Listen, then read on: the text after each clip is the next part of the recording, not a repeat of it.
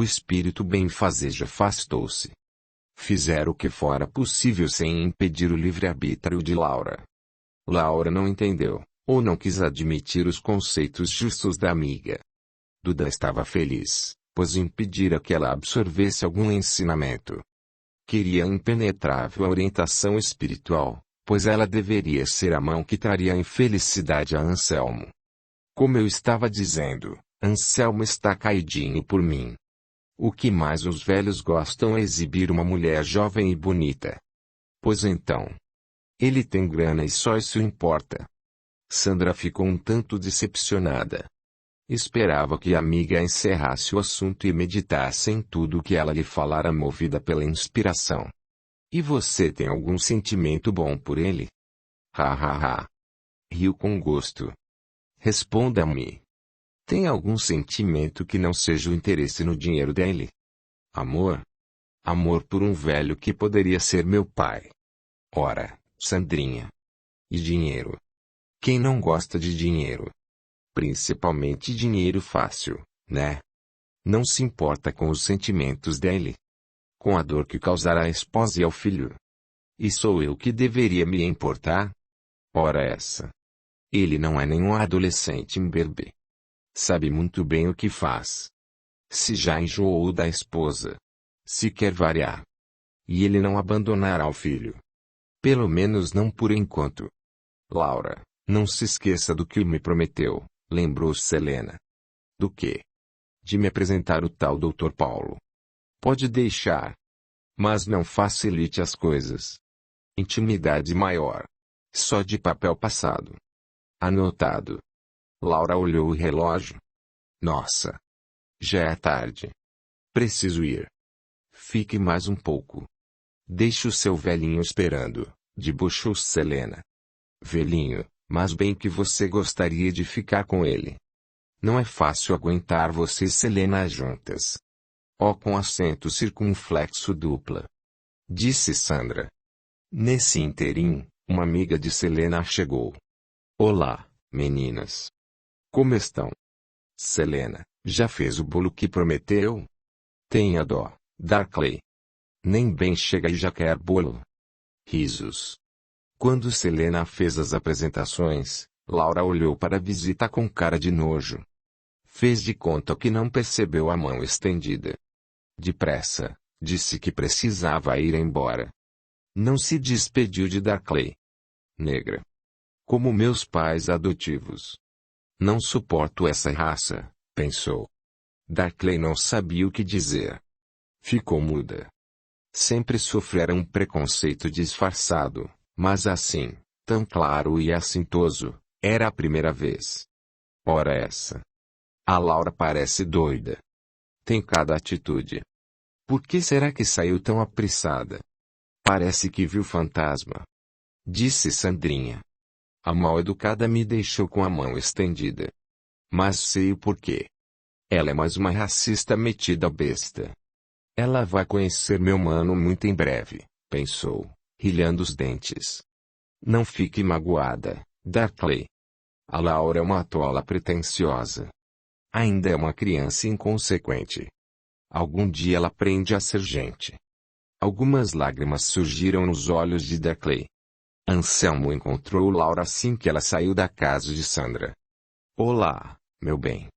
Não combinamos que você me esperaria na casa de sua amiga? Por que não esperou? Por pouco não nos desencontramos. Não suportava mais a conversa da Sandrinha. Depois chegou uma amiga da Selena, uma negra. Laura não concluiu. O que tem de mais ser negra? Você é racista, minha linda. Olha que isso dá cadeia, já lhe falei uma vez. Não é isso. Quer saber? Não vamos falar mais nesse assunto. Acho bom. Desde então, Darkley passou a curtir um ódio feroz por Laura. Em casa, contou o ocorrido a seu irmão Cassiano. Então ela não gosta de negros, hein? Deixe comigo, disse o irmão, um negro de quase 2 metros. Darkley conhecia muito bem o gênio de Cassiano. Olha aqui, você saiu da cadeia ainda não faz 6 meses. Não vá se meter em outra confusão. O irmão limitou-se a dar um sorriso enigmático. Já me arrependi de lhe ter contado. Eu mesma deveria ter dado troco àquela som se não envolver você nisso. Esqueça o que lhe falei. Não esquenta. Fui condenado só porque sou negro. Você sabe que não roubei ninguém. 2 anos mofando naquela cadeia imunda. E eu era inocente. Mas me diga. Como é essa sujeitinha? Aí, meu Deus. Por que fui contar? Você continua esquentado. Aquela branquela não merece que você passe mais alguns anos na cadeia. Calma, Darkley. Fique fria. E saiu assobiando. Depois de algum tempo, Anselmo se divorciou e se casou com Laura.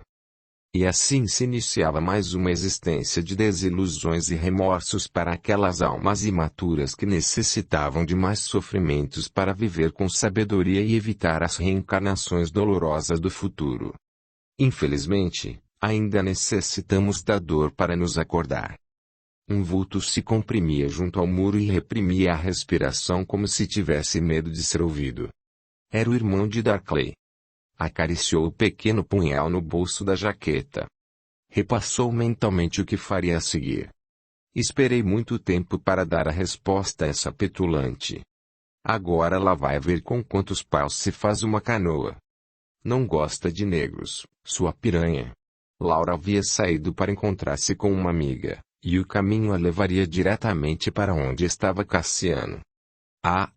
Você vai pensar 2 vezes antes de menosprezar um negro, pensava o rapaz. Embora tomasse todas as precauções para não ser visto, o irmão de Darkley não conseguiu reprimir um espirro. Laura ouviu não só um espirro, mas também a blasfêmia que lhe soltou e de repente o viu saindo de trás do muro e correndo em sua direção. Ficou ali, paralisada de medo. Mas que droga! Quem será esse imbecil? Pensou. Foi aí que Duda e Edivaldo entraram em ação. Duda empregou toda a sua vontade e experiência e gritou bem alto no ouvido do homem. Polícia! Corra que a polícia vem aí! Cassiano não conseguiu ouvi-lo com seus ouvidos materiais, mas pressentiu que algo saíra errado. Maldição! Acho que vem gente aí. Não foi desta vez, sua racista nojenta. Mas você não perde por esperar. Laura ainda tremia. Duda aproximou-se dela e lhe disse. Não pense que salvei você do estupro porque sou bonzinho. É que tenho outros planos para você. Tem de me ajudar a acabar com o estúpido do Anselmo. Você acha que ela escutou o que você lhe falou? Perguntou Edivaldo. Escutar. Não escutou. Mas teve uma impressão de que alguém a ajudou. É que uma alma sabe ler a outra. Você é bem ignorante das coisas do espírito, né, Edivaldo? Assim que pôde se mexer, Laura saiu correndo. Quem será aquele negro idiota? Cada uma que me acontece. Foi por pouco. Capítulo 6. A dor não é uma imposição de Deus. Logo após o divórcio de Clementine, seu pai regressou ao mundo espiritual. Ela se revoltou. Sofreu aquela separação como se alguma coisa tivesse se quebrado dentro de si. O desencarne do genitor viera a somar mais um golpe a seu espírito combalido, pois ele compreendia sua alma e era seu amigo desde antes de ser seu pai. Naqueles momentos de dor, voltou a frequentar a casa espírita, o que lhe foi de grande valia. Compreendeu e sentiu que chegara ao fim a missão do pai e que ele estava voltando à pátria espiritual, para a qual todos nós regressaremos um dia. Não poderia ser egoísta e querer prendê-lo à família terrena.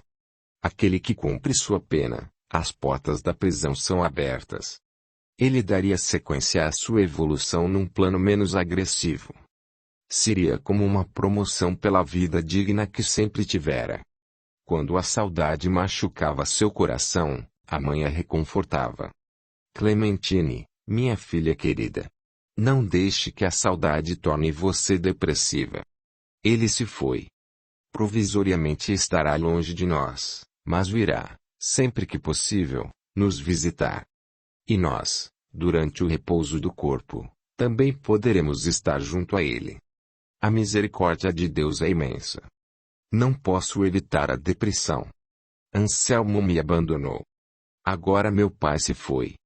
É muito para mim, mãe. Não pense dessa forma. Suas vibrações de desespero e inconformismo poderão atingir seu pai e ele sofrerá. Quer isso para ele? Não acha melhor demonstrarmos o nosso amor com preces em seu favor? Ele agora precisa de orações para se reequilibrar do trauma da desencarnação. E nós temos o João Augusto, um menino amoroso. Ele sofrerá mais ainda se vir seu sofrimento. Clementine calou suas queixas. Por nada deste mundo queria perturbar o sossego daquele a quem tanto amava. Desculpe-me, mãe. Você tem razão. Sabemos que a morte não existe, que essa transição faz parte da vida, que é a renovação necessária. Aprendemos que a vida não começa no berço nem termina no túmulo, não é?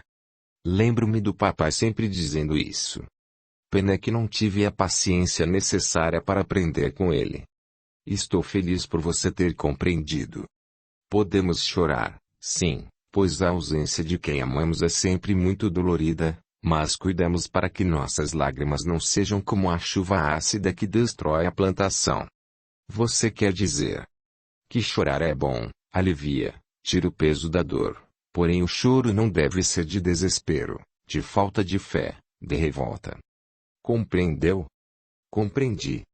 Quando a saudade se fizer mais intensa, tentarei abrandá-la com recordações positivas. Você e João Augusto agora são tudo o que tenho. Não é verdade? Temos Deus, nosso amoroso Pai. Temos Jesus, nosso divino irmão maior e amigo incomparável. Temos nossos amigos espirituais que não nos abandonam nunca. Clementine admirou-se da sabedoria nata de sua mãe. Ela nunca cursara nenhuma faculdade. Sabia ler e escrever razoavelmente, mas sua cultura espiritual era enorme. Lembrou-se da alegoria das duas asas. Uma da intelectualidade e a outra da sabedoria espiritual. Inteligência e amor. Ambas devem se desenvolver a fim de que se possa voar alto. Qualquer diferença entre elas impede nossa subida. Com ambas desenvolvidas e harmonizadas, alcançaremos alturas inimagináveis. Mãe, você se lembra da alegoria das duas asas? Uma da sabedoria e a outra do amor? Pois é. Sua asa do amor já está muito bem desenvolvida. Que nada. As duas estão ainda bem mirradas, minha filha. Risos. Nossa vida é feita de fases. Após grandes sofrimentos temos algum armistício, para recuperar as forças, afiar as armas e voltar à peleja. Evoluir é preciso. Sofrer não é preciso. Sofremos porque ainda carregamos conosco energias densas que propiciam doenças e inconformismos. Sofremos porque ainda não aprendemos o caminho que nos desvia delas. Mas nada é para sempre. Anselmo e Laura casaram-se logo após o divórcio ser efetivado. Viveram de amor e sorrisos por um bom tempo, mas a rotina e o maior conhecimento, por parte de Anselmo, do verdadeiro caráter de Laura depressa começaram a destruir aquele relacionamento. Enquanto o novo casal se digladiava, Clementine, João Augusto e a avó do garoto viviam uma relativa paz. Ainda havia dor? Havia. Mas a compreensão de que existem motivos para os nossos sofrimentos gera alívio. É o bálsamo sobre a ferida. E Clementine e sua mãe bem sabiam que tais sofrimentos deveriam ter uma razão, não eram impostos pela maldade de Deus, pois Ele não é sádico e nos ama. O sofrimento, quando bem suportado, é a fase que propicia crescimento ao espírito. Deus não o impõe a nós. Ele apenas o permite para nossa educação, pois sem ele cairíamos na inércia. Nem um ano se passara da partida do pai de Clementine e sua mãe o seguiu. Seu coração de filha se partiu na dor de mais uma separação. Seria ela tão forte para suportar mais uma ausência? Estaria Deus sendo justo ao levar-lhe o pai e agora a mãe? E por que permitira que o marido a abandonasse? Era demais. Ora essa. Nem santo aguenta isso. começou a duvidar dos ensinamentos recebidos na casa espírita. Será que tudo não passa de uma ilusão? Uma ilusão para continuarmos vivendo e sofrendo? Clementine deixou-se levar pelo desânimo. Nem a companhia do filho era suficiente para tirá-la do mutismo. Rebelara-se contra Deus e com ele vivia às turras, duvidando de sua justiça e de sua misericórdia. Mais uma vez, deixou de frequentar a casa espírita, e fez de seu coração um baú de dores. Dessa forma, permitiu a intromissão de companhias indesejáveis como as dos espíritos do de Edivaldo. João Augusto sofria pela mãe. No período em que frequentavam a casa espírita, todos estavam mais serenos, pois Clementine tinha sempre palavras esclarecedoras ante as agruras do caminho, mas agora a depressão voltara. Na verdade, ela abrira as portas para as perturbações de espíritos infelizes que se compraziam com a sua dor. Se inscreva, e ative o sininho para receber as notificações de novos audiolivros. Por favor, entre no nosso grupo do Telegram, para seguir em contato no caso de que esse canal seja cancelado pelo YouTube. Capítulo 7. Casamento e responsabilidade. As últimas claridades do sol se enroscavam nos fiapos de nuvens. As crianças, na algaravia que lhes é peculiar, ajeitavam às costas suas mochilas. Mais um dia de aula. Agora era voltar para casa, tomar banho, fazer a lição e jantar. Quieto e casmurro, João Augusto não demonstrava nenhuma pressa em sair da escola. Já sabia quem viria buscar naquele dia. A figura do pai sempre o intimidava. Não que ele fosse mau pai, ao contrário, fora sempre amoroso e prestativo. Até que certo dia, lembrava-se, o surpreendera discutindo com a mãe. As lágrimas desciam pelo rosto abatido dela, enquanto o pai tentava se justificar de alguma coisa. Na sua inocência, concluíra que a mãe havia feito alguma coisa errada, e o pai a repreendia. Somente bem mais tarde compreendera o real motivo. Ele estava forçando uma situação a fim de pedir o divórcio. Havia se apaixonado por outra mulher e pretendia sair de casa. A mãe nada dissera. Calara-se em sua dor. Apenas lembrara ao marido da existência do filho ainda tão necessitado de sua companhia. A separação se dera, pois Clementine seria incapaz de ficar com alguém cujos pensamentos e desejos estivessem voltados para outra pessoa. Era muito digna para mendigar o amor de alguém. Porém, o sorriso sumira de seus lábios. Ele se sentirá órfão desde então. O sentimento de amor pelo pai mesclara-se com a revolta e contida. Era, ainda, uma criança e já decalcara a dor em seu coração. Naquela semana, ele ficaria com o pai, que o esperava com uma pequena mochila. Abraçou o filho, que se manteve inerte. Olá, filho. Tudo bem? Quis beijá-lo, mas o menino se esquivou. Desde a separação, nunca mais permitira que o pai o beijasse. Parecia-lhe que também estaria atraindo sua mãe. Anselmo apenas fez um sinal de compreensão. O filho era ainda uma criança de 12 anos e sua reação era normal. Acreditava que um dia tudo voltaria a ser como antes, que o filho seria seu amigo novamente. Contudo, quase um ano já se passara e a situação não sofrera qualquer alteração. Foi boa a aula hoje, filho? Novamente não houve palavras. Apenas o sinal de positivo do menino, sem olhar para o pai. Este, já um tanto irritado com o habitual mutismo do filho quando em sua presença, falou, áspero. João Augusto, se você não quiser ficar comigo e com a Laura no fim de semana, se preferir ficar com sua mãe, eu saberei entender. O garoto ia dizer que preferia, sim, ficar com a mãe, mas lembrou-se do passeio de barco que o pai lhe prometera para o domingo que se avizinhava. Pretendia levar uma colega, a Letícia, e iniciar um namoro com ela. Todos os seus amigos já namoravam e ele se sentia diminuído por não ter também uma garota. Então resolveu pôr fim ao silêncio. É que hoje não estou muito bem, mentiu. O que você tem? Está doente? e colocou a mão na testa do filho. Não estou com febre. É só uma indisposição. Logo passa. Espero que não seja nada. Não vai estragar o passeio de domingo, pois a Laura não nos perdoaria. Tentou rir. Laura continuava interesseira e vulgar. Anselmo ainda alimentava a ilusão de ser amado por aquela menina que tinha idade para ser sua filha. A consciência às vezes o advertia, mas ele se justificava dizendo que tinha o direito de ser feliz, que logo seria um velho e que a vida não costumava oferecer duas chances para a felicidade. Laura era coquete, inconsequente, mimada. Levava a vida como se estivesse atuando num palco e fazendo um papel principal. Em decorrência de seus pensamentos mesquinhos, vivia rodeada, espiritualmente, por infelizes desencarnados. João Augusto pensou em Laura e sentiu uma pontada de revolta no coração.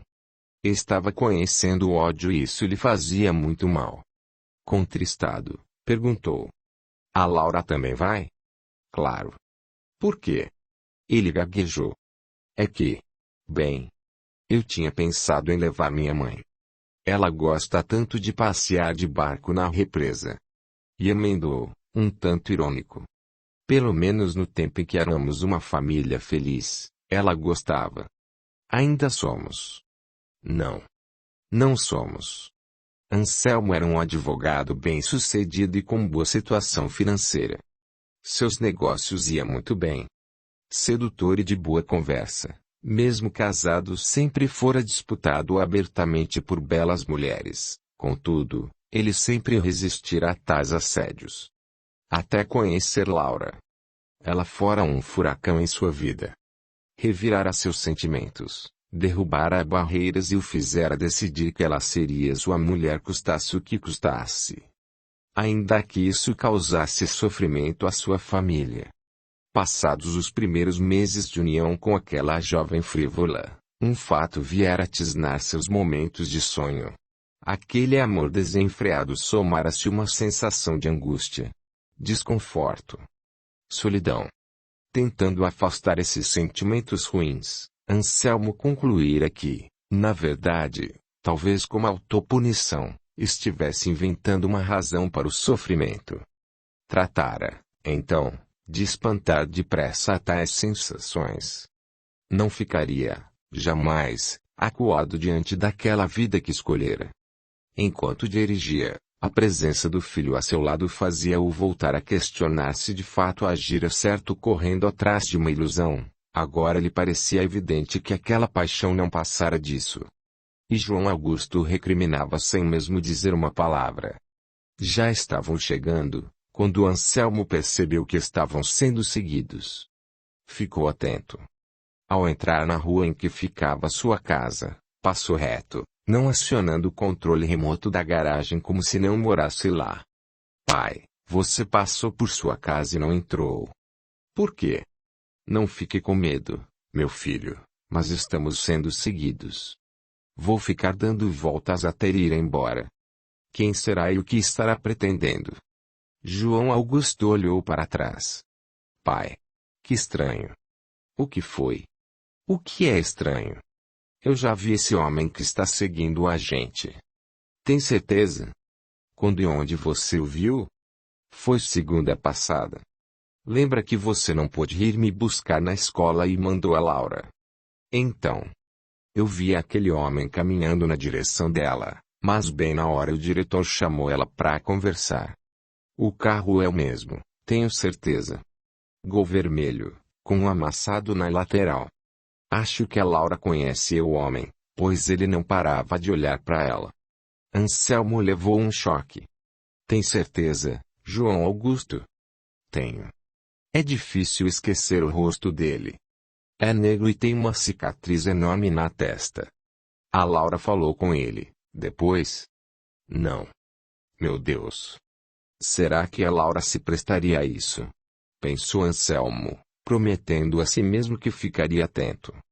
Percebendo que Anselmo era o homem escolado e que não iria para casa para não lhe mostrar onde morava, o homem deixou de segui-lo, tomando outro rumo. Só então pai e filho entraram na residência. Filho, não comente nada com a Laura sobre esse homem que nos seguiu. Preciso tirar isso a limpo. O menino deu de ombros e nada respondeu. Pai, podemos levar minha mãe junto no passeio de barco? Não acho uma boa ideia. A Laura é ciumenta e vai armar a maior confusão. Sei. Você se importa com os ciúmes dela e não dá mínima para a alegria que minha mãe sentiria, não é mesmo? Tem tanto medo assim da Laura. Olha o respeito, menino. Como é mesmo aquilo que dizem? Ah! Me lembrei. Quem quer ser respeitado deve respeitar também. O pai surpreendeu-se com a resposta rápida e coerente do filho. Mas estava muito abalado em decorrência do sucedido e nada respondeu. Sentir o ódio contido nas palavras de João Augusto. Balançou a cabeça e pensou.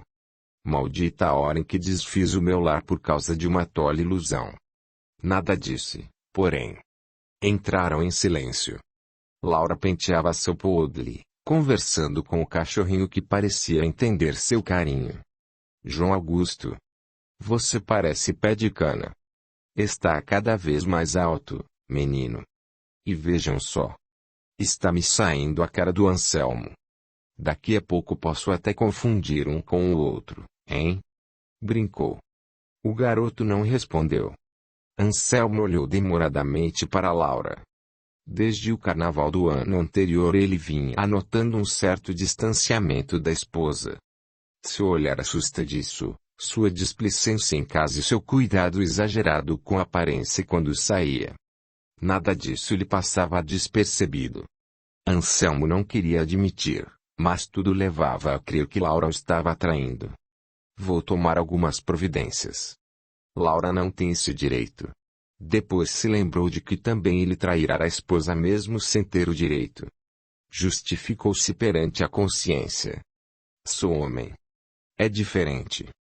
Sabia que nada havia de diferente, que esse pensamento era fruto do machismo reinante em todas as épocas da humanidade. Laura ajudou João Augusto a tirar a mochila das costas. Tudo bem? Pronto para o passeio de barco domingo? Eu pensei em levar, desta vez, a minha mãe. Uma bofetada não teria causado maior dano.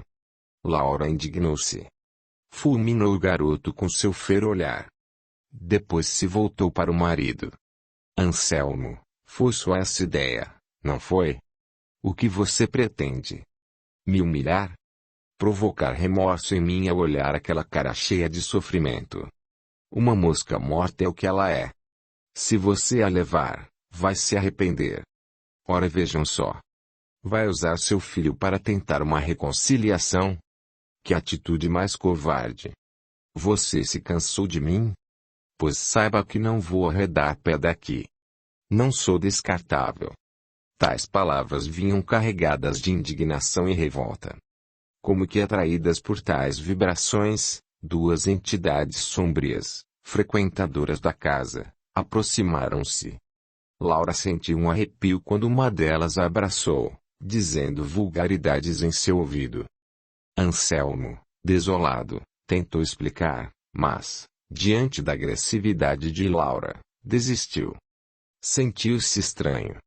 E mais infeliz do que nunca. Desde a separação só conseguira ser feliz por momentos fugazes. Agora, era como se a alma quisesse abandonar o corpo, como se o ar lhe pesasse nos pulmões, como se viver não tivesse mais sentido. Amava, ainda, a ex-esposa. Concluiu que não. Pelo menos não aquele amor que um dia sentira. Com o passar dos anos, Anselmo e Clementine haviam se tornado apenas amigos, se tanto. Depois aparecera Laura e ele se sentira remoçar. A vida é curta, preciso aproveitar, dissera a si mesmo naquela ocasião. Foi João Augusto quem defendeu a mãe. Calma lá, Laura. Se tornar a ofender minha mãe, eu sou capaz de esganar você. E lave a boca para falar dela. Você. Uma piranha. Não conseguiu continuar. Lágrimas ameaçavam cair e ele não queria chorar. Laura deu uma sonora gargalhada. Olha o pirralho metido a homem. Ora, moleque. Cresça e apareça. Vou crescer, sim. E não sou moleque. Já fiz 12 anos. Aí, que medo. Oh. Estou tremendo, e encenou uma tremedeira. Deve mesmo ter medo. Da próxima vez, vou fazer você engolir suas ofensas. Moleque bobo. Não tenho medo de você. Qualquer dia eu te mato. Gritou João Augusto. Parem. João Augusto, cale-se. Calem-se os dois. É inútil discutir com ela, filho. O rapazinho teve vontade de agredir também o pai. Aí está, pai. Essa é a mulher pela qual você trocou minha mãe. Uma fera enfurecida. E ele não fez uma boa troca. Acha que aquela sonsa pode competir comigo? Disse Laura, rindo. João Augusto esmurrou a mesa. Chorando, pegou a mochila e fez menção de ir embora. Anselmo empurrou Laura para a cozinha e lhe falou com rispidez. Respeite minha família. Você não tem o direito de ofender Clementina e muito menos o meu filho. Laura nada disse. Era esperta e sabia quando devia parar. Mais tarde se entenderia com ele. E, com certeza, para fazer as pazes ele lhe traria um presente. Anselmo estava rubro de cólera. Filho, ela é quase tão criança quanto você. Não ligue. Vamos, me dê um abraço. Em lugar do abraço, ele disse. Uma criança bem esperta que soube agarrar você, pai. Agora fica aí, com cara de sofredor. Daqui a algum tempo você estará parecendo não o pai, mas o avô dela. Quero estar bem presente para rir de vocês. O garoto gostaria de conhecer mais palavras ofensivas para agredir o pai e Laura. Enquanto Anselmo olhava com indignação para o filho, Laura voltava da cozinha. E, debochando, disse. Meu avô? Acho que isso não vai demorar. Cuide-se, Anselmo. Todos se retiraram. Debaixo do chuveiro, Anselmo deu livre curso às lágrimas. Não era feliz. A ilusão se fora e deixara espinhos amarfanhando-lhe a alma. Seu pensamento voltou ao antigo lar e vislumbrou uma mulher meiga e carinhosa, a quem não soubera valorizar. Enquanto isso se passava na vida de nossos personagens encanados, os desencanados se alegravam. Risos. Deboches.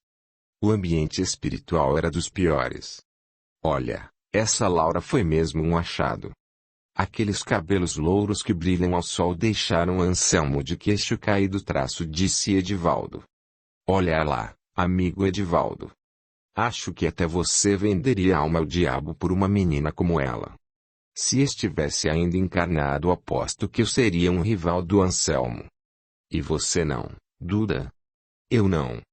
Já me desiludi muitas vezes com essas tais louras, morenas, mulatas, ruivas, enfim, nenhuma delas me engana mais. Deus fez mal em tirar uma costela do Adão e criar essa praga chamada mulher. Não preciso delas. Xiii. Agora tá querendo censurar Deus? Só estou dando minha opinião. O fato é, amigo, que quando estamos deste lado, prometemos nos emendar, mas depois nos esquecemos. Não dizem os encanados que a carne é fraca? Isso é desculpa de mal perdedor. Pode ser, redarguiu Edivaldo. Enfim, conseguimos nosso objetivo. Separar Anselmo de Clementine. Ele reencarnou junto a ela para progredir, para valer-se da boa vontade dela em evoluir e saldar suas contas no banco da vida. Disse Duda. Mas nós impedimos. Ele não merece uma mulher como Clementine. Clementine. A mesma Ritinha que tanto me fez sofrer. Edivaldo riu. Dor de cotovelo, né? Ainda não esqueceu sua Ritinha de outros tempos. Ainda não a perdoou por ela ter ousado repudiar seu amor e preferido se unir a Stefano, esse que aí está. O estúpido do Anselmo. É claro que ela foi inteligente. Ele era melhor partido do que você. Vá se danar, Edivaldo. Você bem viu que bom partido ele foi. Abandonou ao primeiro rabo de saia que lhe surgiu no caminho. Essas eram as pobres entidades inimigas de Anselmo que conviviam com ele. Não foi em vão que Jesus disse: antes de oferecer sua oferenda, vá reconciliar-se primeiro com seu adversário, enquanto todos estão a caminho. Desde o casamento de Anselmo com Clementina que tais adversários haviam passado a acompanhá-lo, praticamente se mudando para sua casa a fim de promover discórdia e levá-los à separação, o que não demorou muito a acontecer. Mas um deles, Duda, ainda não estava satisfeito. Anselmo tinha de passar por tal prova, pois em outros tempos já cometera os mesmos deslizes. Essa grande provação também fazia parte do programa espiritual de Clementine. Ninguém consegue ascensão espiritual deixando para trás situações inconclusas. Quando os ensinamentos de Jesus forem compreendidos e vivenciados, o sofrimento desaparecerá da terra. O leitor poderá questionar: então não se pode culpar os obsessores, pois eles vão ao encontro de nossas necessidades. Se João pune Pedro, se Geraldo pune João porque ele puniu Pedro, um outro punirá Geraldo, etc. Tal círculo vicioso não termina nunca. Relembremos, ainda, um dos ensinamentos de Jesus. Há necessidade de que o escândalo venha, mas ai daquele por quem o escândalo vier. Vamos lembrar que a palavra escândalo à época tinha outro sentido. Significava qualquer ato desairoso. Justamente porque há necessidade de se reequilibrar com a lei divina ultrajada, o escândalo virá. O que temos de compreender é que a lei não precisa de justiceiros para que se cumpra, mas, como todos somos seres em evolução, Deus permite que o homem brinque de juiz para o seu próprio aprendizado. Deus não o obriga a ser juiz, apenas se vale de suas imperfeições para proporcionar a corrigenda do outro.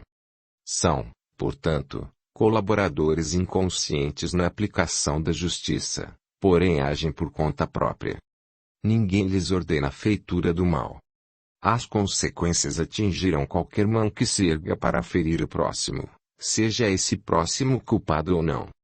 Anselmo poderia se livrar de tais inimigos se outra fosse sua postura diante da vida, se não estabelecesse sintonia espiritual com eles, se não olvidasse o poder do pensamento, se conseguisse conquistar sentimentos nobres.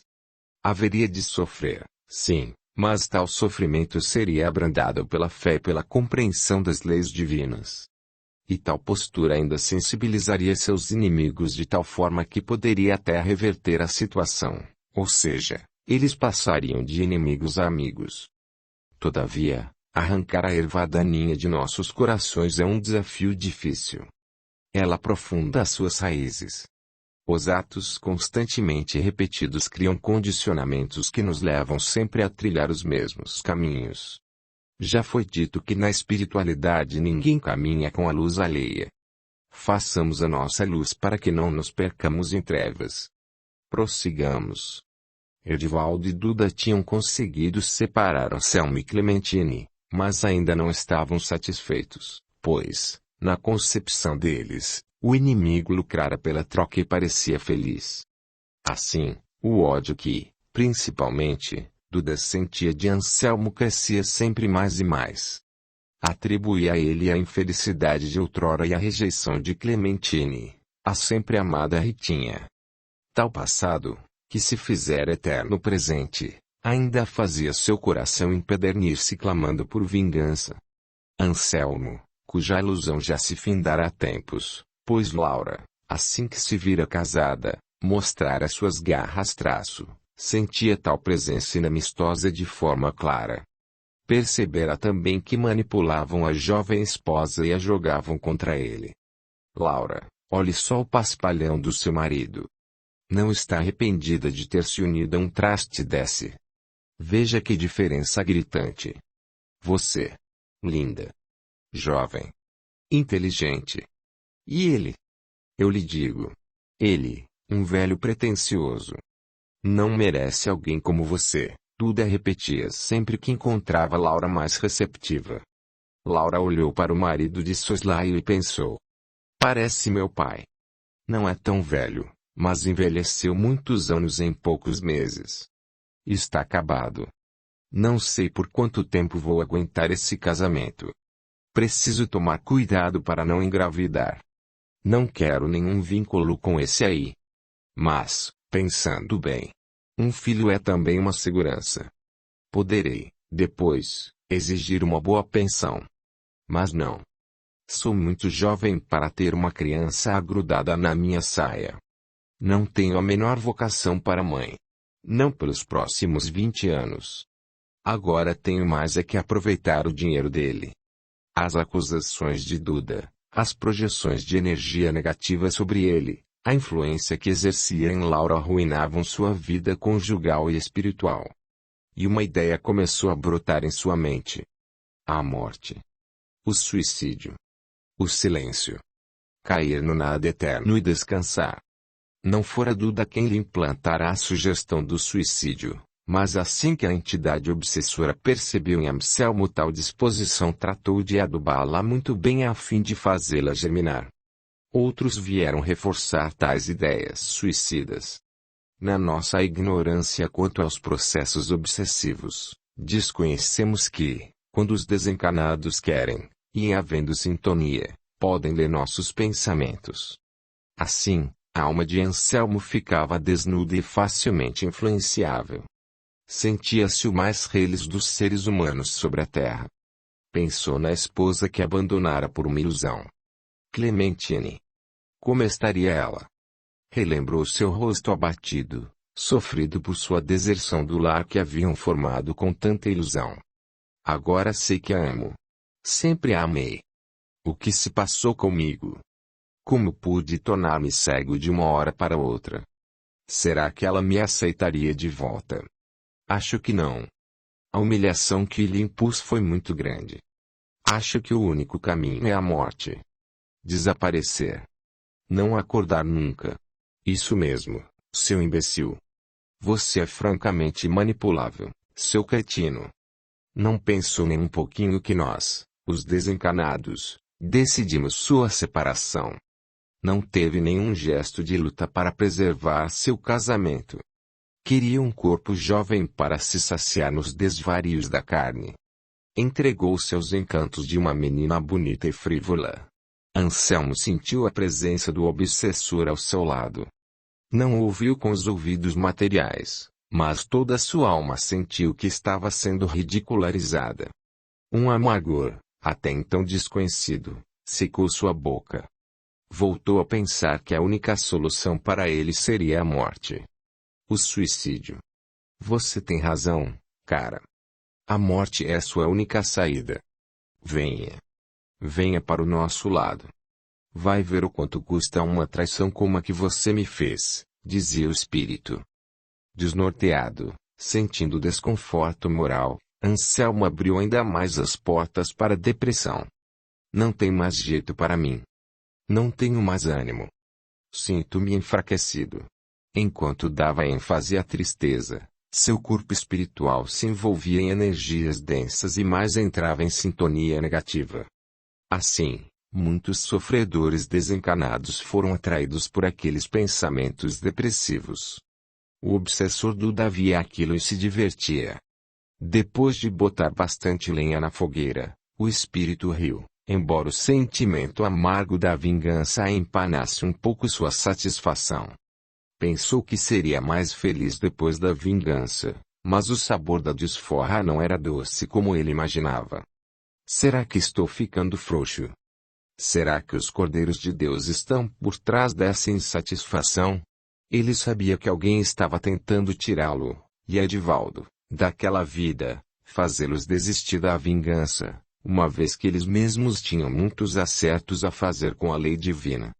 Dos dois, Edivaldo estava mais propenso a abandonar aquela vida. De repente, vários desencanados doentes e alienados cercaram o infeliz Anselmo. Com tal sobrecarga, ele sentiu tonturas e apoiou-se no espaldar de uma cadeira. João Augusto assustou-se e correu para ele. Pai. O que foi? O que está sentindo? Nada. Nada. Você está pálido. Já vai passar. Não se assuste. João Augusto ajudou o pai a se sentar no sofá. Laura percebeu que ele não estava bem, mas não fez qualquer menção de socorrê-lo. Afastou-se, desejando que ele morresse. Seria bom demais. Viúva. Com bastante dinheiro. Duda tentou se aproximar, mas foi barrado por uma cortina fluídica. Droga. Intrometidos vanguardeiros da luz. Chegam sempre à nossa frente. O espírito amigo de Anselmo amparou-o com energias magnéticas. Tentou remover as energias densas, mas ele se sintonizava com elas. O bom espírito sugeriu que ele orasse, mas Anselmo não conseguiu captar aquela sugestão. Então, o guia de Anselmo dirigiu-se a João Augusto. João, ele precisa orar para se ajudar. Está muito ligado às negatividades e isso é um entrave ao socorro necessário. Ore com ele. A prece é o único recurso eficiente que lhe resta. O garoto conseguiu captar a sugestão. Pai, vamos orar. Lembra como minha mãe orava para nós quando não estávamos bem? Ela dizia que a prece é nosso elo com Deus. Sim, filho. Clementine. Tão bondosa. Como a gente faz besteira na vida. Como trocamos o ouro por cascalho sem valor. Pensou Anselmo. Vamos pensar em Jesus, Pai. Vamos orar. Vamos. Pai nosso. Ligando-se na prece, com o desejo sincero de melhorar, Anselmo passou a outra faixa vibratória. O espírito fez a sua parte. Dali a pouco ele estava se sentindo melhor. João Augusto lembrou-se de Letícia. Precisava lhe telefonar para combinar o passeio. Pai, vamos mesmo fazer o passeio de barco? Não, filho. Vamos deixar para outra semana. Tá bom assim? E então levaremos minha mãe. Podemos combinar com ela. Sei que ela ficará feliz. No quarto, Laura bebia seu uísque e fumava seu cigarro. De vez em quando dava baforadas que faziam círculos no ar. Deixava o pensamento voar livre rumo às ilusões do caminho. Nesses momentos criava figuras estranhas, todas alusivas à sua vida sexual. Tais formas pensamento bailavam ao seu redor e mais fortaleciam seu desejo de se entregar aos prazeres que lhe pareciam imprescindíveis para sua felicidade. Não se passou muito tempo e o ambiente se encheu de espíritos estranhos. Alguns traziam o sexo deformado, outros tinham formas vampirescas, outros, ainda, se apresentavam com formatos bizarros que em nada pareciam humanos. Faziam um estranho bailado em torno de Laura e todos queriam tocá-la, ao mesmo tempo em que alimentavam pensamentos sensuais. E Laura aceitava passivamente suas sugestões. Uma daquelas entidades infelizes aproximou-se de Edivaldo. Então, o que faz aqui, ó com acento circunflexo coisa ruim? E melhor ir dando fora. Você não foi convidado para a festa. Edivaldo encarou-o. Ia dizer alguma coisa quando Duda interveio. Que tá pensando, meu chapa? Nós moramos aqui. Esses dois panacas só estão aqui porque eu e meu amigo fizemos ele se separar da esposa e casar-se com essa aí. Mas ela nos chamou. Não vamos sair daqui. Não querem sair, não saiam, mas não vou permitir que vocês atrapalhem meus planos. Duda e Edivaldo não queriam brigas, então se afastaram. João Augusto ligou para Letícia. O passeio de barco fora adiado. Audiolivro realizado pelo canal Surya Chand Audiobook. Capítulo 8. Nenhuma ovelha se perderá. Duda estava feliz por causar infelicidade ao desafeto. Nenhum sentimento de arrependimento a agitava, mas com Edivaldo não acontecia o mesmo. Já se sentia cansado de tanta maldade e começava a se lhe desabrochar um sentimento novo e desconhecido até então. Seu riso era forçado e o fazia só para não desgostar o amigo. Pensava, vez ou outra.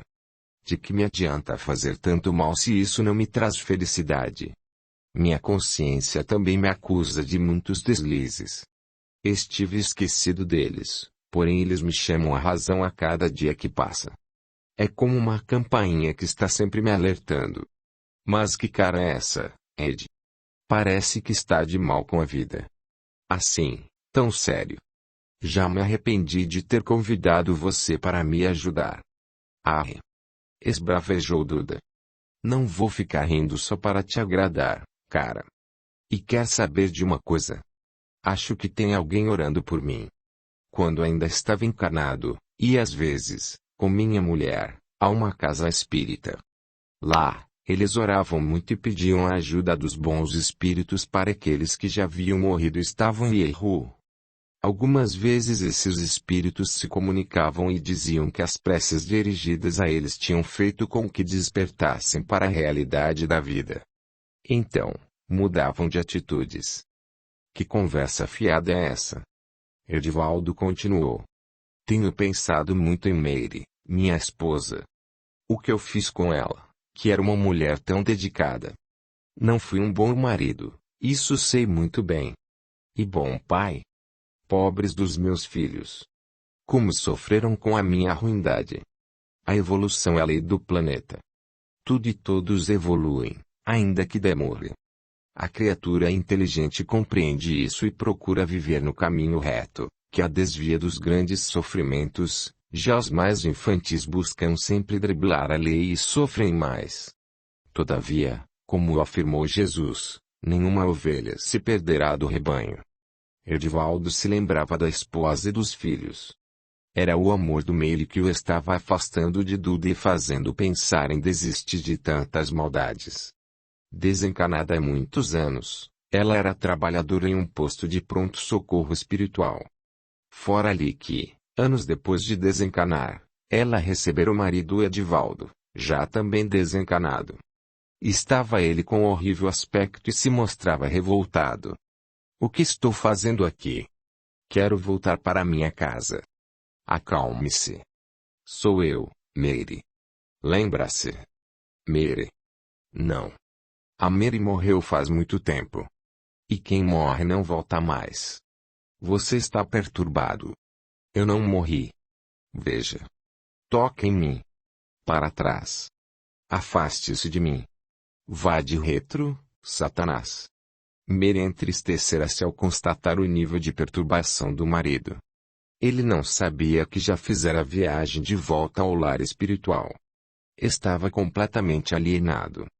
Ela havia feito tanto sacrifício para poder trazê-lo até aquele posto de ajuda espiritual e ele não estava aceitando ajuda. Acreditava-se ainda encanado. Com muito carinho, a mulher explicara. Ed, ninguém morre.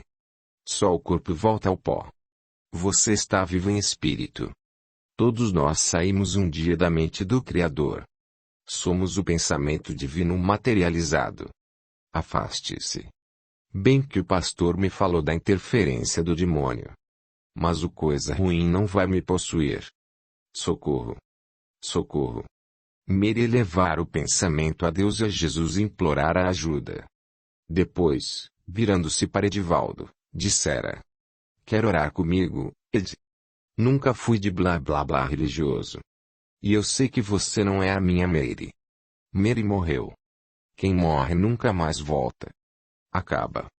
E não minta pra mim. Estou vivo. Vivo e com boa saúde. Você está certo. Seu corpo material morreu, mas você, espírito, é eterno e jamais morrerá. Herdamos tal imortalidade de Deus, nosso Pai. Ele nos criou num ato de amor. Que conversa é essa? Estou com dor de cabeça e não quero ouvir mais nada. Mary não desistira. Haveria de conscientizar aquele espírito que lhe era tão querido. Somos muito ignorantes ainda para discutir as verdades eternas. Vamos orar e você vai ficar melhor, Ed querido. A prece feita de coração é um recurso que todos nós temos à mão. Ela nos traz paz e entendimento. Faz com que caia sobre nós fluidos benéficos da espiritualidade superior. A prece é nosso alimento espiritual e com ela nos identificamos com o Criador. Não quero orar. Esqueci de trazer a Bíblia. Ultimamente tenho lido muito. Bem sei, Edivaldo, mas não está entendendo o que lê. Está tomando ao pé da letra os ensinamentos. E a Bíblia é muito simbólica. Existe ali muita alegoria que tem de ser esmiuçada a fim de entendermos o que realmente se quis dizer. Ninguém vai me fazer de tolo. Vou sair daqui. Ninguém pode me segurar. Fique mais um pouco. Descanse. Depois, se quiser mesmo partir, não temos autoridade nem permissão para segurar você aqui contra a sua vontade. Antes que Mary terminasse, Edivaldo sumira dali como se tivesse sido sugado. Voltando ao ambiente que deixara ao desencarnar, encontrara-se com o amigo de infância Duda.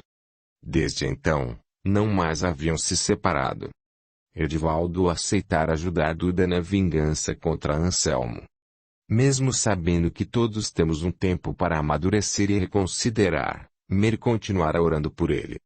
Dia a dia ele fora se tornando mais receptivo às suas preces e menos lógica encontrava naquela vingança. O que está acontecendo com você, Edivaldo? Parece que está murchando. Ah! Não enche, cara. Olha, o Anselmo está quase jogando a toalha. E eu com isso? Como assim? Ed, o que está acontecendo?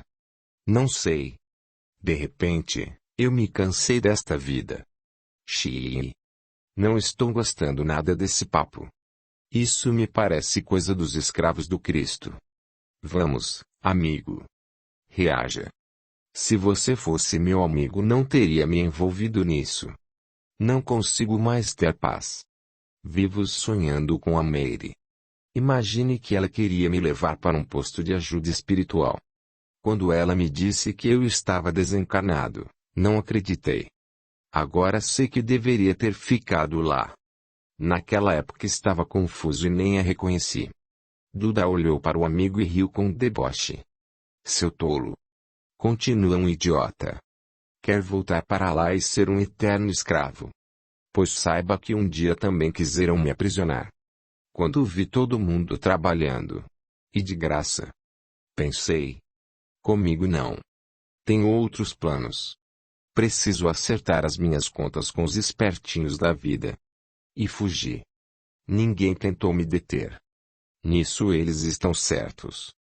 Edivaldo ficou pensativo. Sentia-se desiludido. A imagem de Mary e de uma das filhas não saía de seu pensamento. Estaria pronto para se libertar do mal? Não. Ainda não. Então, vai me ajudar com o estúpido do Anselmo? Vou pensar. Olha, Ed, minha paciência se esgotou. Vou chamar o chefe. Ele vai dar um jeito em você. Não se esqueça de que fizemos um juramento de sangue. Um por todos, todos por um. Por favor, não diga nada ao chefe. Você sabe o que ele faz com os que desertam. Sei muito bem. Ele prende nos abismos e os esquece por lá. Então, Edivaldo só conhecia o abismo por ter ouvido falar, mas sabia que era um dos lugares mais terríveis onde pode estagiar um espírito renitente no mal. Para tais espíritos prisioneiros, voltar a reencarnar na superfície da Terra, ainda que em um corpo totalmente deformado e doente, é 1000 vezes melhor do que permanecer naquele lugar. O inferno de Dante é insignificante se comparado ao abismo. O abismo. Deus me livre. Na primeira oportunidade vou cair fora daqui, pensou Edivaldo, farto do mal. Duda o observava, desconfiado. Está bem. Vou ajudar você, disse Edivaldo. Mas no íntimo pensava. Só desta vez. Depois vou dar um jeito de fugir. A organização trevosa não vai me achar tão fácil e, quando me achar, nada poderá fazer. Mary me protegerá. Está pensando em quê? Vai continuar comigo ou vai para o abismo? Já disse que fico com você. Para o seu próprio bem, camarada. Edivaldo já não se sentia bem na companhia de Duda, como em outros tempos. Algo mudara nele. Seriam as preces de Mary. Sem dúvida as preces estavam ajudando, mas não era tudo. Quando o espírito desperta para suas responsabilidades ante a vida, ele não mais consegue ser o mesmo. Sua mente passa a girar incessantemente em torno daquela ideia, até que ela se torna uma realidade. Para Edivaldo, faltava só o empurrão final. Isso aconteceu numa tarde de sábado. Estavam, ele e Duda, na casa de Clementine, quando ela se aprontava para ir à casa espírita que frequentava com João Augusto.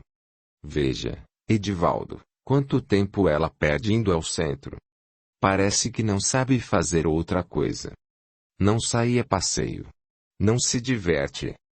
Eu gostaria que ela baixasse a guarda para que eu pudesse entrar em sua vida, mas não. Você diz que a ama, não tem pena de vê-la sofrer tanto. Sempre ouvi dizer que o verdadeiro amor tudo faz pela felicidade do ser amado. Ora, ora. Quando ela era minha Ritinha, eu tudo fazia por sua felicidade, mas depois que ela me trocou pelo Stefano Anselmo, eu quero mais é que ela se dane. Isso é incoerência das grandes. Então não era amor nada do que você dizia sentir por ela. Você é orgulhoso e não aceita o fato de ter sido trocado por outro. Pode até ser. Mas isso não atenua seu erro. Ela me deu esperanças. Eu era um jovem tolo e namorado. Ela me traiu, cara. Diante do espelho, Clementine refletia. Sabia que não era nenhuma grande beleza, mas suas linhas eram harmônicas e de modo geral seu visual era agradável. Pensou em Laura, a quem nunca quisera conhecer. Será essa Laura tão bonita assim para encantar o Anselmo de maneira tão fatal? Ela tinha 18 anos. O Anselmo deve ter se sentido remoçar com a juventude dela. Quando acordar vai se arrepender. Tolo. Pobre tolo. Quando Clementine e João Augusto saíram, os dois espíritos os seguiram. Na entrada, um cordão fluídico protegia o centro espírita evitando que espíritos não autorizados ou belicosos entrassem, pois tumultuariam o ambiente sem proveito para ninguém. Clementine e o filho entraram, acompanhados por dois espíritos amigos que estavam sempre com eles naqueles dias difíceis, a fim de ampará-los e tentarem neutralizar a ação dos espíritos do mal. Fazendo chacotas e com grande estardalhaço Duda ia entrando sem o menor respeito, quando foi barrado por um trabalhador desencarnado da equipe de segurança da casa. Sinto muito, amigo, mas você não poderá entrar. Por quê? Porque você não quer ajuda e tampouco aprender. Duda ia contestar, quando Edivaldo interveio. Ele tem razão. Vamos voltar. O guardião da entrada sondou Edivaldo. Você, se quiser, poderá entrar. Seu amigo, infelizmente. Ora, não preciso entrar nesse lugar repleto de escravos do Cristo. Edivaldo, vamos embora. Não volto com você, Duda. Quero ficar ao lado de Clementine e de João Augusto. Vá você, não faça mais escândalos. Estão todos olhando para nós. Que se danem todos. Furioso, retirou-se. Edivaldo agradeceu ao guardião da entrada e foi postar-se ao lado de Clementine. Naquele dia o tema era piedade para com os criminosos, do Evangelho segundo o Espiritismo, capítulo 11. Em vários momentos, Edivaldo suspirou fundo, tentando reter o pranto que teimava em despencar de seus olhos. Capítulo 9. O amor nunca desiste. Quando todos estavam repousando, inclusive os dois obsessores, Edivaldo despertou ansioso. Mary se aproximava dele. Tocando-lhe delicadamente o braço, sussurrou. Ed, vamos sair um pouco. Mary. É você? Será isto um sonho? Não é sonho. Estou aqui bem acordada. E você também. Não consigo vê-la totalmente. Lá fora você me verá. Não se preocupe. Vamos. Saíram silenciosamente. Não queriam despertar Duda. Longe dali, Mary adensou seu corpo perispiritual e ele pôde vê-la naturalmente. Dessa vez não se assustou nem a confundiu com Satanás. Na sua igreja, quando encarnado, aprendera que ver espíritos era a arte do demônio. Até hoje muitos têm preconceitos tolos e injustificáveis que demonstram a ignorância vigente em pleno terceiro milênio. Mary. É você mesmo, não é? Sim, Ed. Da última vez que nos vimos você fugiu apressado. Tenho percebido sua melhora e pedi aos amigos que me proporcionassem este encontro. Mas você não está no céu. Deus deixou você sair para vir me ajudar? Querido, eu não estou no céu. O céu, como muitos pensam, não tem endereço geográfico. Não está localizado em um determinado lugar. Eu não entendo. O céu ou inferno, nós trazemos no coração. Existem, sim, lugares do que são verdadeiros paraísos, assim como há outros que são verdadeiros infernos, mas quando Jesus afirmou que há muitas moradas na casa do Pai, ele estava se referindo aos diversos mundos e também a diversos estados da alma. Cada alma é um universo em si mesma. A lei divina é tão sábia que ninguém poderá usufruir, na espiritualidade, de um lugar a que não tenha direito. É uma questão de afinidade, de fluidos mais densos e mais sutis. Um selvagem não se sentiria confortável ou feliz em um palácio onde residissem pessoas civilizadas e cultas. Edivaldo tentava compreender. Mas o que quero lhe dizer é o seguinte. Você fez muito bem em fingir que aceitava continuar com Duda em suas maldades. Deus sabe de sua intenção ao mentir para ele naquele contexto. Fique com Duda por enquanto, mas evite participar de sua vingança a fim de não se comprometer mais. Um dia virei buscá-lo. É por pouco tempo. Aguente mais um bocadinho. Ah! Quero lhe dizer também que fiquei imensamente feliz ao ver que aceitou minha sugestão e foi ao centro com Clementine naquele sábado. Não sabia que havia sido sugestão sua. Pois foi. Creio que logo estaremos juntos, meu querido. Assim espero. Mas não mereço. Ora, não me venha com lamúrias feito uma comadre velha atrás do rio. Em seguida Mary abraçou o ex-companheiro de jornada. Estava feliz porque constatava que todo o seu esforço não fora em vão. O amor fraternal transforma a pessoa trazendo-a de volta à luz. Não são as palavras declinadas, mas o sentimento amoroso que as envolve que opera a mudança.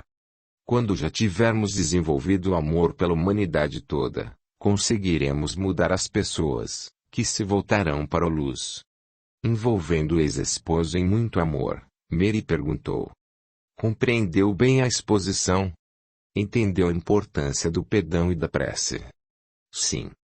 Sempre que estiver aflito, triste, pense em Deus. Em Jesus. Eles o aliviarão. E não se esqueça de orar.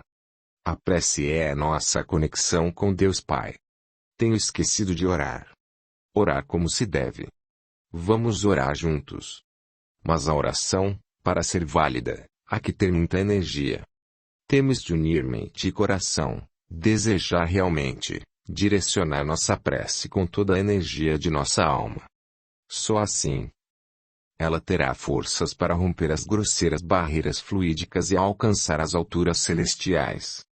E, o que é muito importante, precisamos saber compreender a resposta de nossa prece, não nos revoltando se ela, no momento, não puder ser atendida conforme gostaríamos. Pois no cosmo vige uma lei que não será mudada pelos pedidos humanos. Mas, então, de que adianta orar? Adianta e muito. Primeiro porque demonstra humildade para admitir que muito acima de nós impera uma inteligência suprema, causa primeira de todas as coisas, confiança em Deus, pois com ela nos tornamos receptivos para receber ajuda, fé, porque somente com a fé mudaremos uma situação. A fé remove montanhas, disse Jesus. A montanha dos nossos erros. E sempre teremos uma resposta, ainda que não seja a desejada por nós, pois desconhecemos a causa que originou aqueles fatos. E mais. A prece nos reconforta a alma, nos acalma, atrai para junto de nós espíritos bondosos que nos ajudarão na medida do possível. A prece não retira a cruz que temos de carregar, mas oferece-nos um sireneu que nos ajuda a carregá-la. Mary, querida. Você é o meu sireneu. Sireneia, Rio Mary. Mas vamos orar juntos. Pai Nosso. Capítulo 10. Uma experiência invulgar. Anselmo se sentia cada dia pior. Duda e Edivaldo haviam aprendido com uma organização umbraliana um método de retirar-lhe fluido vital e sobrecarregá-lo de energias densas. Os dois se revezavam na aplicação, porém Edivaldo, como prometera a Meire, ao invés de roubar o fluido vital de Anselmo, vibrava para o bem dele. Claro que o fazia na ausência de Duda. O físico de Anselmo já começava a dar sinais de debilidade. A cabeça lhe doía. Os pensamentos se atropelavam. Queria voltar para a esposa, mas seu orgulho não deixava que tomasse a iniciativa de tentar. Afinal, ela teria razão se o enxotasse de sua porta. Depois do que lhe fizera, esquecia-se de que Clementine era um espírito a caminho da redenção e que com certeza o ajudaria. Era sábado. Anselmo estava sozinho em casa. Dudu estimulava com pensamentos negativos e sobrecarga de energias nocivas. Sentiu vontade de beber. Nem se preocupou em pegar um copo. Entornou o litro de uísque garganta abaixo. Um gole. Mais outro. Mais outro. De repente tudo escureceu. Ele tombou e rolou no tapete da sala. Duda bateu palmas. Isso ainda não é nada, seu calhorda. Ladrão da paz alheia. Depois se sentiu estranho. O prazer em ver o sofrimento do rival não lhe trouxera tanta alegria como esperava. Era a mágoa fazendo parceria com a insatisfação. Edivaldo acabava de chegar e ainda presenciou a queda de Anselmo. Pensou em Meire e nenhuma alegria sentiu, ao contrário, experimentou um grande desconforto moral que se lhe refletiu no semblante, um princípio de amor fraterno. Nada comentou com Duda. Com certeza ele lhe ridicularizaria o sentimento piedoso. Estava iniciando sua libertação, conscientizando-se da necessidade de mudar. Logo a ajuda do alto se faria, pois não fomos criados para o sofrimento e sim para a felicidade. No plano espiritual, Meire mantinha-se em preces pelo ex-esposo.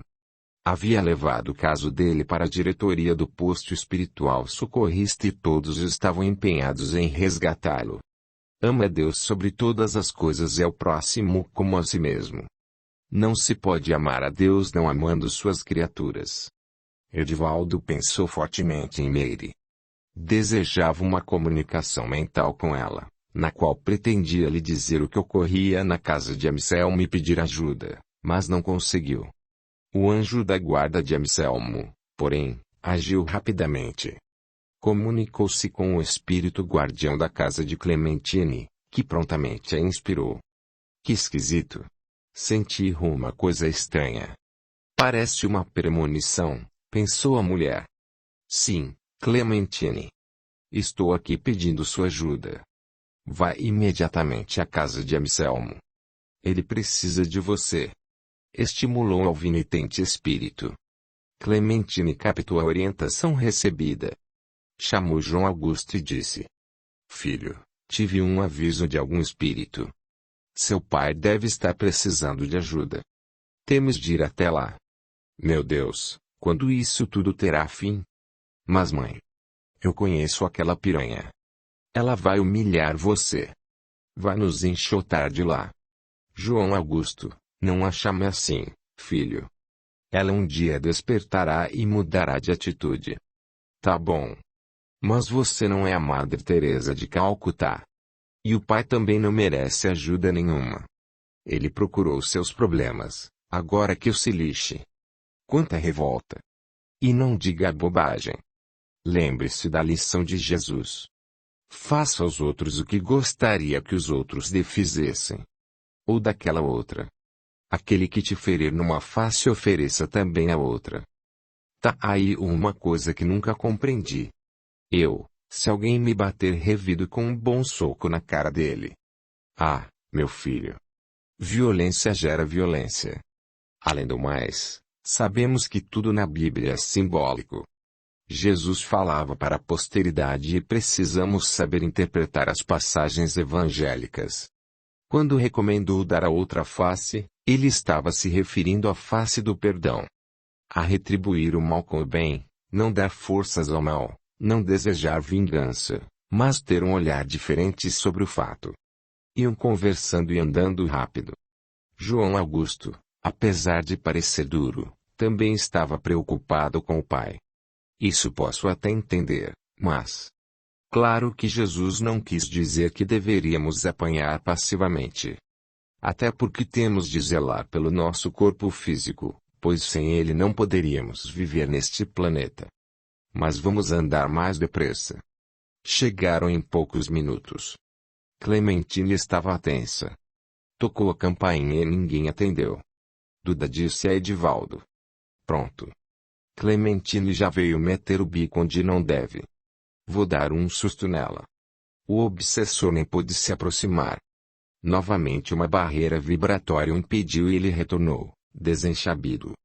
A aura de Clementine era um escudo e barrava toda negatividade. Tudo na natureza opera pela sintonia. Só depois de algum tempo Laura abriu a porta. Vocês. Aqui. Que querem? Preciso falar com Anselmo. É urgente, Laura. Por favor, deixe-nos entrar, viemos em paz. Entrem. Só então Laura percebeu o marido caído. Ao chegar da rua, fora direto para o quarto, sem notar que Anselmo estava desmaiado no chão da sala. Santo Deus! O que aconteceu? Disse a jovem, atônita. Clementine e João Augusto, que seguiam logo atrás dela, correram para tentar levantar Anselmo. Mas o que aconteceu com meu pai? Laura, o que você fez a ele, sua? Filho, pare com isso. Não vê que ela também está surpresa? Ninguém sabe o que ocorreu. Laura estava trêmula. A imagem do marido caído a surpreendera de forma desagradável. Clementine chamou uma ambulância. Depois, orando em pensamento, enxugou a saliva grossa que escorria pelo canto da boca de Anselmo. Não tiveram força para levantá-lo e colocá-lo no sofá. Clementine pôs uma almofada debaixo de sua cabeça, olhou sua pulsação e chorou. Meu Deus! Como está pálido e envelhecido, pensou, comovida. Laura aproximou-se de Clementine. Condoeu-se. Uma pontinha de remorso agitou seu coração. Não sou feliz nem consigo fazer o Anselmo feliz. Que vida improdutiva, pensou, num raro momento de autocrítica. Clementine. O que foi, Laura? Como você soube que o Anselmo não estava bem, se eu, que estava aqui, não tinha me tocado? Eu tive uma inspiração. Uma premonição. Acho que meu guia espiritual me alertou. De vez em quando posso ouvir e ver espíritos. Laura não sabia o que era premonição, mas nada perguntou. Informar-se-ia com a amiga Sandrinha, que entendia um pouco de espiritismo. Graças a Deus. Foi tudo o que conseguiu dizer. Mas, passado aquele momento, voltou à sua ruindade e pensou. Tomara que ele morra. Não suporto mais.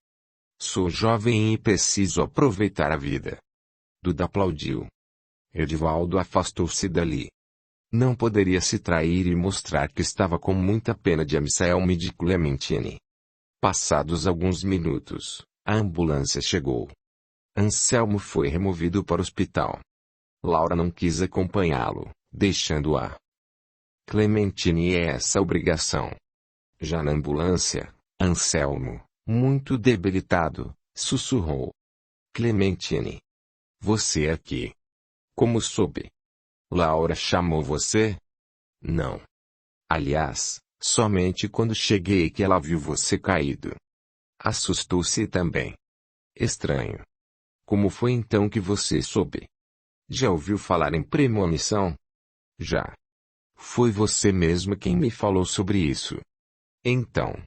De repente uma sensação dolorida no peito. Lembrei-me de você e mentalmente sua imagem surgiu no meu pensamento. Eu vi caído tal qual o encontrei. Anselmo suspirou profundamente. Sentia dores no tórax, mas nada disse para não preocupar Clementine. Depois, segurou as mãos dela. Ficaram assim, de mãos dadas, até a chegada ao hospital. Enquanto segurava aquelas mãos pálidas e trêmulas, Clementine lhe passava energias, fluido vital de alma para alma que lhe traria melhoras físicas e espirituais. Laura não teve a menor pressa de ir ao hospital. Ele prefere a companhia daquela mosca morta, que fique lá com ela, pensou, rancorosa. Clementine ficou à cabeceira do doente, em preces. Presenciando o sofrimento do ex-marido, esquecia-se dos seus. João Augusto chorou ao ver o pai tão debilitado, ligado a aparelhos e respirando com dificuldade. Descobriu naquele momento que nada do que Anselmo se o fizesse conseguiria apagar o amor filial que lhe devotava. Anselmo não fora bom marido, mas como pai sempre fizera tudo pelo filho. No meio da noite, Clementine, meio dormindo meio acordada, viu algumas pessoas entrarem no quarto. Julgou que fossem médicos e que tinham vindo examinar o doente. Levantou-se para falar com eles. Como ele está? Vai demorar para se livrar desses tubos. As criaturas a olharam, comovidas. Claridade suave espalhou-se pelo quarto e iluminou o rosto abatido de Anselmo. Só então Clementine percebeu que não eram médicos encarnados e sim médicos desencarnados que ali estavam. Sabemos muito bem que em todo o hospital, pronto-socorro, nas ruas, nas igrejas, nos lares, os desencarnados estão presentes a fim de ajudar os necessitados. Clementine percebeu e ouviu. Viemos aqui para ajudar. Anselmo está sendo tratado no espírito e na matéria. Já providenciamos tudo o de que ele necessita. Clementine voltou a se sentar e procurou orar. Pensava no sofrimento que o ex-marido aparentava. Sabemos que ele sofre, irmã. Infelizmente ele falhou novamente. Agora recebe as consequências dos erros. Mas não acusemos. Em nosso passado também não fomos melhores do que ele. Clementine ficou na dúvida se era real o que ela via e ouvia. Concentrou-se ainda mais a fim de não perder a sintonia. Agora descanse. Nós estaremos com ele. E não alimente sentimentos de mágoa, pois a mágoa, o melindre, o tão alardeado amor próprio são filhos diletos do orgulho. Ela percebeu que aqueles seres sabiam tudo o que se passava com ela e se envergonhou. Anselmo gemeu enquanto um dos visitantes lhe ministrava socorro magnético. Ele não vai desencarnar? Perguntou Clementine em pensamento. Não conseguiu captar a resposta dos trabalhadores e amigos espirituais. No dia seguinte, não soube afirmar se tal acontecimento fora real ou um sonho. Anselmo também não se lembrava de nada. Capítulo 11. Infidelidade conjugal. O episódio sofrido, os dias que passou no hospital como um semi-morto, o carinho com que foi tratado pela ex-esposa, a quase total ausência de Laura nas visitas hospitalares serviram para despertar em Anselmo, de forma mais pungente, o remorso. Quando estava para receber alta, pensou em falar com Clementine a respeito da possibilidade de voltar a morar com ela, de se divorciar de Laura, que lhe fora uma enorme decepção. Com voz tremida, encorajou-se. Clementine. Fale, Anselmo. Sabe que pode contar sempre com minha amizade. Queria contar também com o seu amor. Ora essa, você já não tem o amor da Laura. Laura foi uma ilusão. Uma espécie de teste por meio do qual eu quis provar que ainda era homem o suficiente para despertar o amor de uma jovenzinha que poderia ser minha filha, que ainda não era velho. Já ouviu falar na idade do lobo? Anselmo não estava à vontade. Sentia um ardor no rosto. Era dolorido para seu amor próprio reconhecer tal verdade. E então? Você pode me perdoar? Anselmo, já o perdoei. Você diz isso agora porque está doente e dependente. Tão logo se restabeleça, estará pensando novamente em novas aventuras. Eu não o satisfaço sexualmente. Você mesmo disse que queria aproveitar a vida. Eu já penso que não é dessa forma que se aproveita a vida. Então, não me aceita de volta. Ainda não sei. Talvez algum dia. De qualquer modo, pode contar sempre com minha amizade. Anselmo sempre fora um espírito equivocado. Contraditório. Não totalmente maldoso, mas com muitas arestas a aparar. Fizera muitos planos para a atual existência, porém, sabemos que quando estamos na espiritualidade vemos a realidade e quando encarnados nos deixamos levar pelos equívocos do caminho. Anselmo tivera, a seu favor, a permissão de conviver com Clementine, como já narramos um espírito em franca evolução, mas que tinha ainda pela frente deficiências a corrigir. A ligação entre ambos se dera em existência passada. O plano adrede preparado pelos seus superiores, de superação das dificuldades que Clementine enfrentariam, já fora prejudicado por sua imaturidade e seu desejo de ser feliz a qualquer custo. Como um barco que sai da rota, ele enfrentava, agora, os perigos de um caminho desconhecido. No íntimo, sabia que devia a ele mesmo a negligência de mau navegador. Deixara-se levar sem a menor resistência. Caíra no primeiro teste e trocara a paz do lar pela vida agitada ao lado de Laura. A paixão por Clementine se escondera nas regiões abissais da alma pela rotina do casamento e a necessidade de se firmar como homem. E Clementine não tinha a beleza clássica que ele tanto admirava. Sexualmente não se davam bem, pois ele era adepto de extravagâncias, e ela o reprimia não se entregando a exageros. Desde a desencarnação da sogra que ele pensava na conveniência de ir voltar para Clementine, pois nem ele nem ela estavam felizes. Ainda havia o filho, que era quem mais sofria com aquela separação. Em rápidos flashes, relembrava a vida tranquila que tivera ao lado da esposa carinhosa. Devo esquecer Laura e retomar meu caminho. Será que um dia Clementine me aceitará de volta? E Laura? Sei que jamais me dará o divórcio, ainda que não me ame. Fui um verdadeiro asno. Laura é menos culpada, pois é ainda muito jovem e imatura. Eu, sim, fui estúpido. Como esperar que ela, linda e jovem, pudesse me fazer o feliz? Ser uma esposa amorosa e digna como Clementine. Sou realmente um burro velho. Hoje mesmo falarei com ela sobre a necessidade de nos separarmos. Se ela concordar, conversarei novamente com Clementine, pensava com desconforto moral. Um mês após esses acontecimentos,